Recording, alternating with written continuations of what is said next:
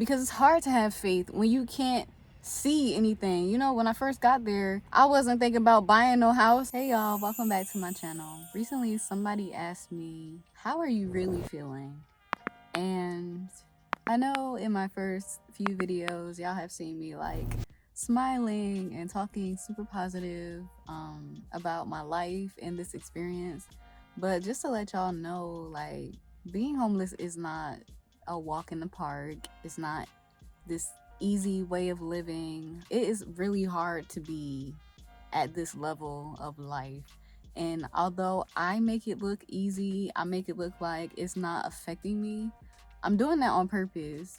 And I'm doing it like that because I just want to be able to look back and see how positive and forward thinking I can be at my lowest point in my life, so that in the future when I experience trouble, I can think back and remember, yo, I've been through worse, and even then I still had a lot of faith.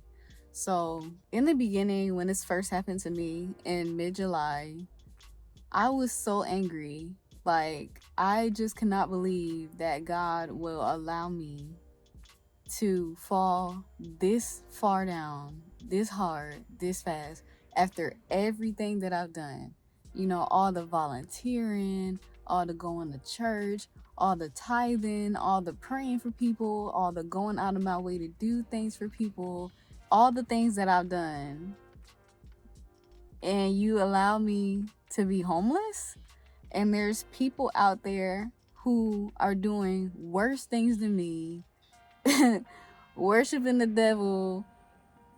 They're violent, you know, they just do wild, crazy, worldly things, and they don't become homeless. They still get to keep their house. So it's like, after all the good that I've done, why can't I keep mine? Like, why couldn't you work the miracle before I lost the house? Why you start working miracles after, you know? It just didn't make sense to me. So I was angry with God. I was very resentful. I was confused. I couldn't pray. I was crying every single day. You know what I'm saying? People would walk past me, say hello to me, say good morning to me. I wouldn't even say anything back. As time goes on, I'm thinking I'll start feeling better, but I don't. I get a job and I'm thinking that I'll feel happier and more at peace, and I don't. I go to work, I'm still stressed out.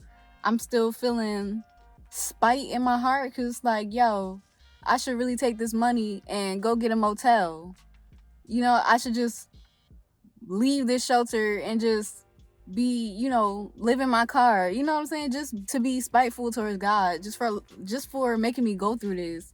But it's like, I know that he wants me to be patient. I know that he has a purpose for me being in that shelter, whether it's just for me to work on myself and my mind, or to have an effect on somebody else's life. So I had to learn how to be at peace with God. I had to learn how to stop wrestling with him, how to stop being so faithless, right? Because it's hard to have faith when you can't see anything. You know, when I first got there, I wasn't thinking about buying no house. I'm just thinking about, am I gonna make it to the next day? You know what I'm saying? I'm so down and depressed. Y'all can ask my family. I was so depressed. The way that I'm able to stop wrestling with God, to keep the faith, and to somehow find a reason to smile when I feel like growling, to sing when I feel like crying, you know what I'm saying? To laugh when I feel like, yo, I might as well end it all right here. The way that I do it is to find small things to be grateful for. Okay, I woke up this morning. May not have wanted to, especially not in this shelter, but I woke up. That means that God still has a promise for me. That means he ain't done with me yet. That means there's still something to do. He's still at work, right? And I'm grateful that I have health. I'm still breathing. I'm not sick. I'm not in the hospital. Like, it's a lot of women in that shelter who are in wheelchairs. They're in pain. They can't really walk. They can't sleep. They got to take pills at all hours of the night. And I'll be just looking at them like, God, thank you that I'm not homeless and sick. Thank you that I'm not homeless and penniless. You know what I'm saying?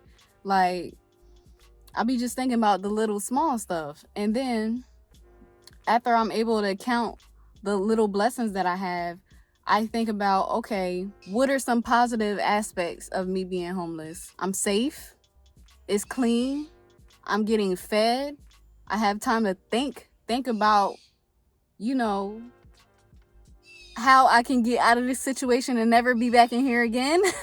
You know what I'm saying? It gives you time. It's just like jail. Like, you don't got nothing but time in there to think.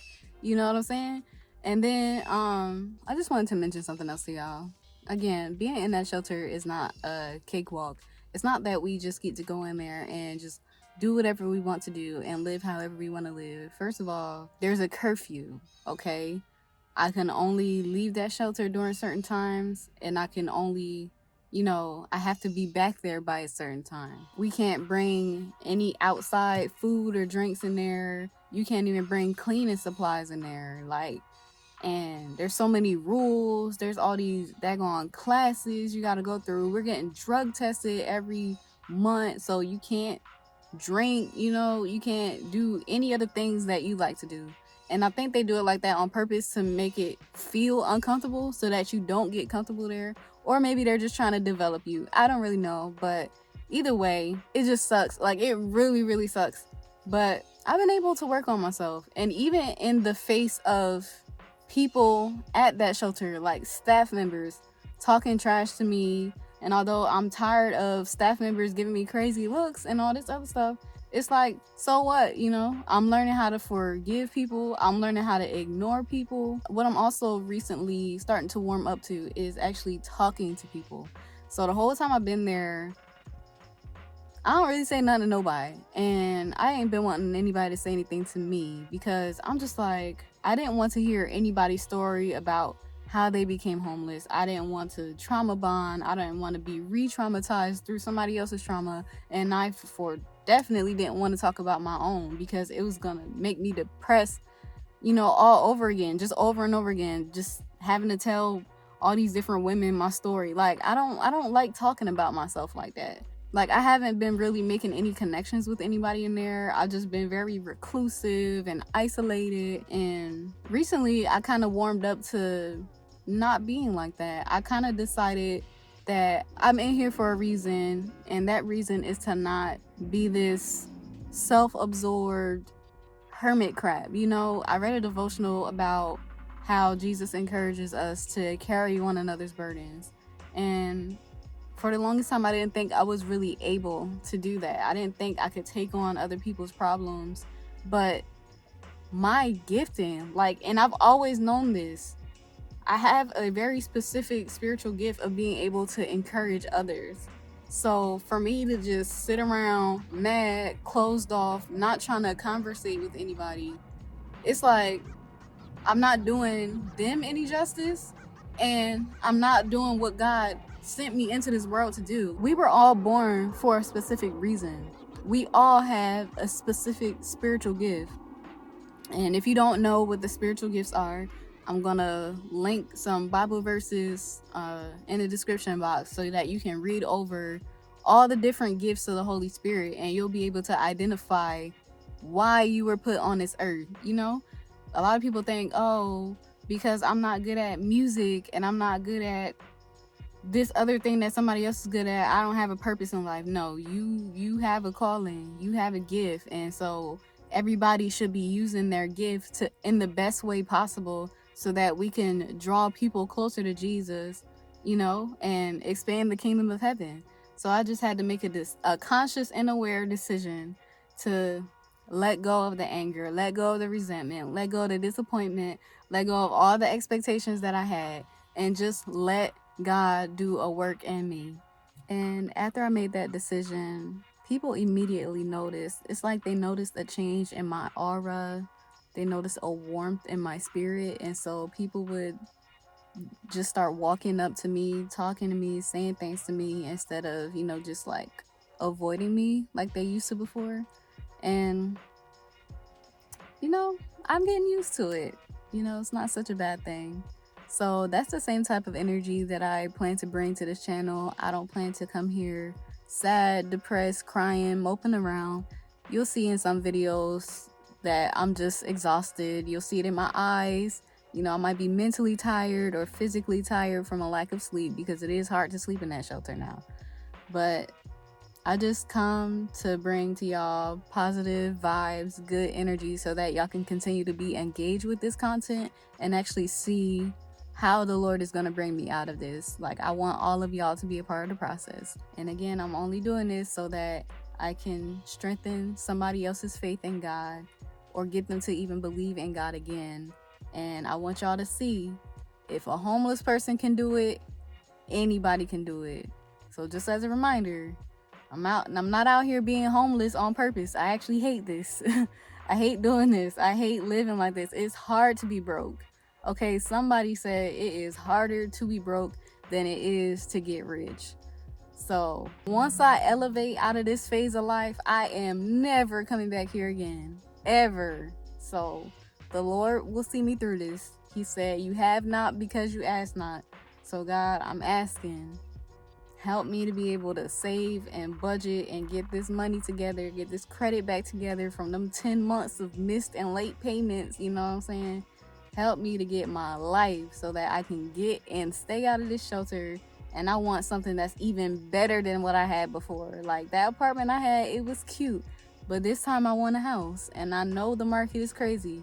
It don't even matter, because God is a miracle worker, okay? An interest rate is not going to scare me out of my destiny. I am destined to be a property owner up here in Houston. So that's the reason why that's one of the reasons why I moved here from Austin, because Austin was so much more expensive. I ain't gonna say I could never have a house out there. I probably could some point in the future, but I knew my real estate journey was supposed to start here. So it starts now. It starts with removing what I already had and replacing it with something better. So God, I'm looking to you. We're gonna look forward. We gonna see what happens. All right, y'all, I'll see y'all in the next video. Stay tuned, subscribe if you haven't already, turn on the notification bell. I'm here. We're gonna be consistent, new uploads every single week. Go ahead and hit me up, follow me on Instagram at YesPriyes, and I'll see y'all next time. All right, peace out. Tell me that's not God, yo. Like, oh my gosh, yo, come on, like, come on. I was just crying all night long yesterday, and now I have happy tears. Thank you, Jesus.